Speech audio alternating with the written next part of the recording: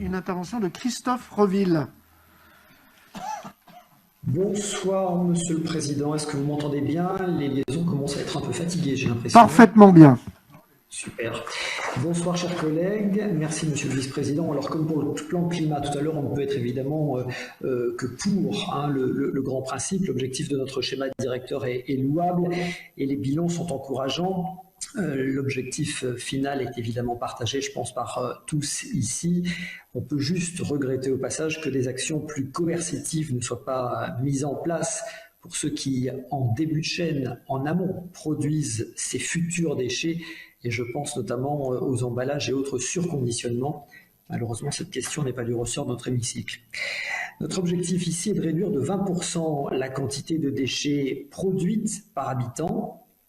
Les nombreux outils compris dans le schéma directeur vont dans le bon sens et l'évolution du comportement de nos concitoyens est significative, même s'il faut continuer à faire de la sensibilisation.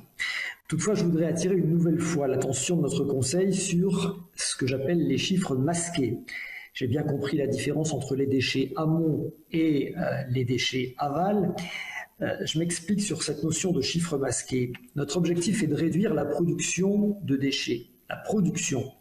Mais les chiffres que nous prenons en compte très logiquement dans nos réflexions sont ceux des déchets collectés.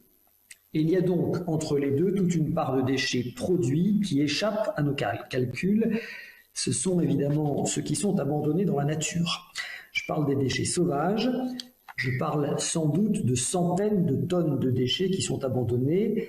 Le recensement qui est fait par les associations environnementalistes est édifiant. Je vous invite par exemple à consulter la carte des sentinelles de la nature. Elle est forte de sens et chacun de nous qui se promène dans sa commune ou sur les territoires se désole des spectacles des dépôts sauvages.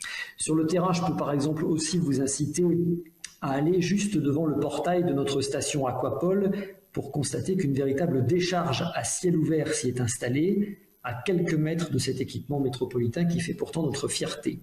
Ce sont là des dizaines de bouteilles de gaz, des dizaines de pneumatiques et des déchets de toutes sortes qui sont déposés en tas à quelques mètres seulement des berges de l'Isère. Je pourrais aussi prendre l'exemple de ce citoyen, Gaspard Forest, que plusieurs d'entre vous sont allés saluer il y a quelques mois alors qu'il parcourait les bords du Drac et de l'Isère pour en extraire les carcasses de mobylettes, les bidons et autres détritus en tout genre. Alors, on peut me répondre que ces dépôts sauvages, ces décharges à ciel ouvert ont toujours existé. Oui, sans doute, mais ce n'est pas pour autant qu'il faut s'en contenter. Et moi, je persiste à dire, c'est malheureusement ce que je constate sur ma commune, que le phénomène s'est aggravé ces dernières années, et je persiste aussi à dire que la modification du règlement d'accès à nos déchetteries n'y est pas complètement étrangère. C'est pourquoi je propose ici, une nouvelle fois à notre métropole, de mettre en place une brigade métropolitaine d'enlèvement de ces dépôts sauvages. Alors, ne me répondez pas en évoquant la police métropolitaine de l'environnement. J'ai bien conscience des difficultés réglementaires à créer pour l'instant cette police de l'environnement.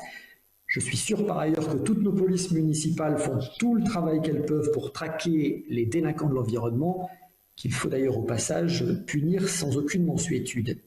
Je parle bien ici d'une brigade d'enlèvement des dépôts sauvages, assez facile à mettre en place. J'ai entendu que ce mandat allait être l'objet de plusieurs dizaines, voire centaines de millions d'euros d'investissement dans nos équipements en matière de traitement des déchets. Je parle là d'une brigade qui pourrait être faite de 4 ou 5 agents, d'un ou deux camions, qui, à la demande des municipalités, pourraient aller prêter main forte aux communes pour supprimer ces décharges clandestines. Cela aurait l'avantage, évidemment, en premier lieu, de nettoyer la nature d'une pollution qui peut se révéler mortifère, de la supprimer aussi d'un spectacle qui n'est vraiment pas à la hauteur de nos territoires.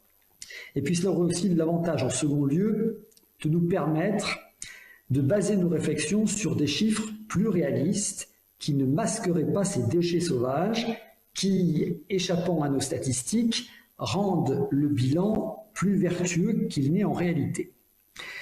Donc je vous redis, Monsieur le Président, Monsieur le Vice-président, que je suis à votre disposition pour réfléchir à cette question, notamment d'une brigade d'enlèvement des dépôts sauvages, et plus généralement à réfléchir dans le cadre de cette commission. Je vous remercie.